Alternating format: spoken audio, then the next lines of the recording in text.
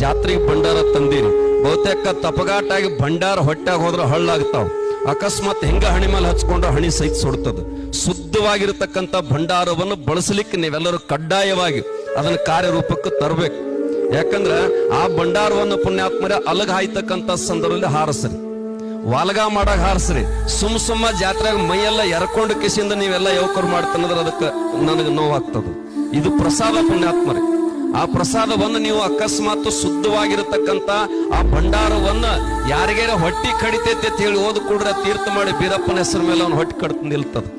ಅಕಸ್ಮಾತ್ ಮೈಗೆ ಅವನಿಗೆ ಕುಷ್ಠರೋಗ ಆಗೈತಿ, ಏನಾರ ಆಗೈತಿ ಅಂತ ಕೇಳಿದ್ರೆ ಭಂಡಾರ ಮೈಗೆ ಲೇಪನ ಮಾಡೋದು ಸಹಿತ ಶುದ್ಧ ಆಗ್ತದೆ. ಇದಕ್ಕ ವೈಜ್ಞಾನಿಕ ಕಾರಣ ಐತಿ, ವಿಜ್ಞಾನದಿಂದ ಕಾರಣ ಐತಿ, ಭಕ್ತಿ ಕಾರಣ ಐತಿ. ಅದನ್ನೆಲ್ಲ ತಾವು ಸುಚಿರಭೂತವಾಗಿ ಬಹುತೇಕ ಬಹಳ ಅತಿ ಸ್ವಲ್ಪ ಸಮಯದಲ್ಲಿ ಬಹಳ ಅದ್ದೂರಿಯಾಗಿ ಕಾರ್ಯಕ್ರಮ ತಾವೆಲ್ಲ ಮಾಡ್ತಾ ಇದ್ರಿ, ಯುವಕರೆಲ್ಲ ಕೂಡ್ಕೊಂಡಿರಿ. ಯಾಕಂದ್ರೆ ಇನ್ನೊಂದ್ ಕಡೆ ಯುವಕರ ಹಾಡ್ರಂದ್ರೆ ಅವರೆಲ್ಲ